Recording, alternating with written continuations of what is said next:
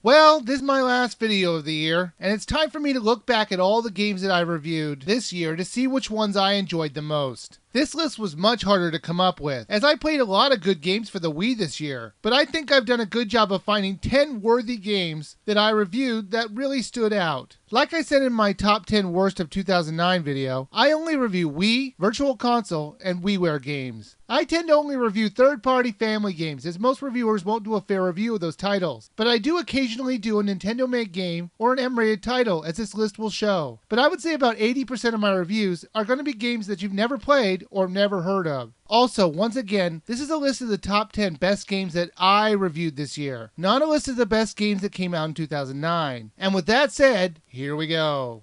Number 10.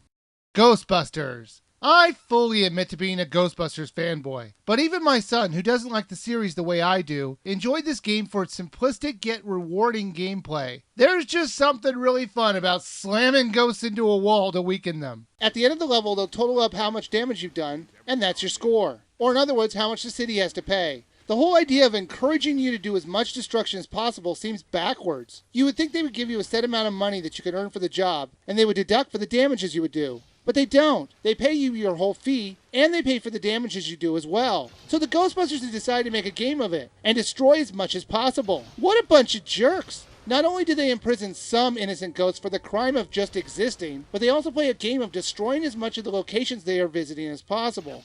Number 9. Gold's Gym Cardio Workout. I was very surprised at the workout this title gave me. It really did a number on my arms. I've never done rhythmic boxing before, and I have to say that it works perfectly with this game. It read my motions almost perfectly, and you don't need a Wii Fit board to play this title, which is a plus if you don't have one. But if you do, it also has some exercises for it as well. Now, when you first start up the game, you have to make your character. It's a simple fake me maker, but it did the trick, and there were enough facial variations to make it kind of look like you. After that, you had to input your age, height, and weight. It was a bit amusing though when you turned up the number on the weight, you would start to see the character fill out. Look at those man breasts, or as I call them, moobies. Number 8. Mini Ninjas. The game offers a somewhat open world to explore, good graphics, and entertaining gameplay. Plus the motion controls, while not overused, work perfectly. What'd you think of the level designs? They're very unique. I like their clever level design. Basically, it's a linear level design. But the thing is, the levels are so huge, there's many ways you can get from point A to point B. Number 7. Wii Sports Resort. While I didn't like some of the games it had to offer, I do have to admit that the Wii Motion Plus did make a difference in playing the games. The precision it brought was amazing, especially in archery, frisbee, and fencing. Skydiving. Now this wasn't bad. It was kind of fun to fall out of an airplane and link up with other skydivers for pictures and formations. However, this is definitely the most messed up game in this whole collection. If for the body count alone, many Miis will die horrible unseen deaths in this skydiving game. What do I mean? Well, you see the many people around you while you're diving, but the only ones allowed to survive by opening their parachutes are the ones who link up with you for a picture in the end. The rest have to fall to their deaths. That's really nice, Nintendo. Number 6. Klonoa. This game has a great feel of playing a 2D game in a 3D environment. I haven't had this much fun playing a third-party 2D platformer in a while. The graphics look great for a Wii game, and while the story did get a little dark at times, it was still fun to play out. There were a ton of cutscenes in this game, almost to the point of obnoxiousness. And that's saying something coming from me, from a person who loves cutscenes. Thank God they were skippable. What'd you think of the cutscenes? I think they were a little too violent. Too violent. Do you remember when Klonoa is a... Whoa. You know why I had to bleep that out? Because you just gave away a huge spoiler to this game. You can't do that. And it's... Stop that! I only have so many sound effects I could use. Number 5. Punch-Out! I have always loved the Punch-Out series, and this is from a guy who doesn't like boxing games. There's just something very addictive about the series. Maybe it's the emphasis on finding hidden secrets and tricks to defeating all the fighters. It's not just a button masher like most boxing games, as it takes strategy and patience to win. In between rounds, they treat you with banter between the coaches and the fighters at each corner. The one thing that I didn't get was Little Mac's conversation is subtitled, but the other fighters aren't. In fact, a lot of the times they spoke a different language. I don't have a problem with that, but they should have translated what they were saying. I really had no idea what they were saying, but I was pretty sure I knew what Glass Joe was saying. I am French, so that means I must give up, for that is what we do. Number 4. Lit. This is the only WiiWare game on this list, and it completely deserves to be here. Lit is a fantastic puzzle game, and can be really frightening at times. While the gameplay itself has no sense of any kind of reason or logic, as my review pointed out, the game itself is very challenging and fun. Some of the lights that you can use to travel around in the room don't make any sense at all. Why would a classroom have a bunch of rotating lights? In fact, why would anybody buy a rotating light for their house or classroom? It would seem like it would be incredibly inconvenient. Alright. Let's see what they say about the Nintendo Wii. Okay.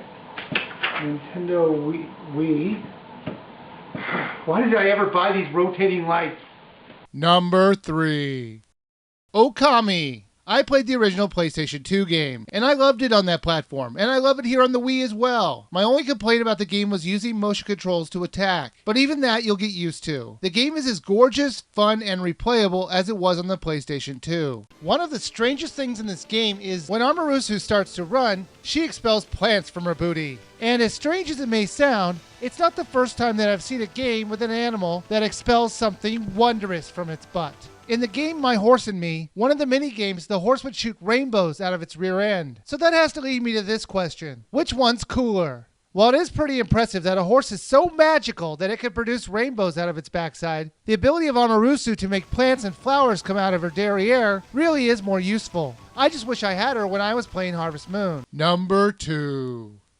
Harvest Moon Animal Parade. Poor Harvest Moon. It never seems to be able to get out of the number 2 spot on my top 10 list, as last year's number 2 was Harvest Moon Tree of Tranquility. While this game was harder than Tree of Tranquility, it was also more rewarding, engaging, and once again completely addicting to play. The more you use an item, like a watering can or an axe, the more it will level up. And if you level it up enough, it'll let you do a power-up, which will let you do more powerful hits or gives you the ability to water more spaces at once. However, unlike Tree of Tranquility, you can't get these special power-ups just by using an item over and over again. You can have that special power-up all ready to go, but if you don't have the upgraded tool, you can't use it. And I thought that was utter crap. Why, if I know how to use a special move, do I have to have an iron or copper version of an item to pull it off? A watering can is a watering can. They overcomplicated this part for no good reason. Number 1.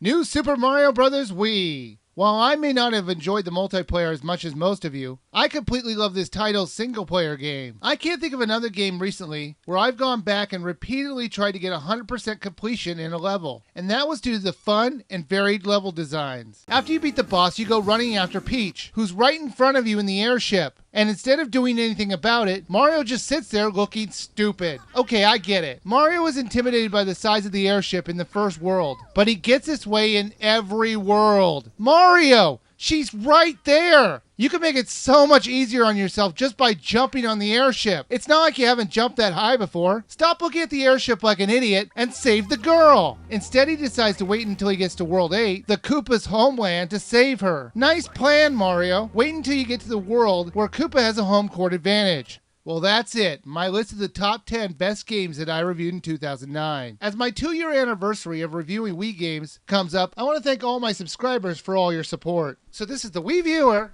And the little Wii Viewer. And the littlest Wii Viewer. We all wish you the best as this year is coming to a close. And rest assured we'll be back next year with even more reviews. So until then, have a happy new year, and I'll see you in 2010.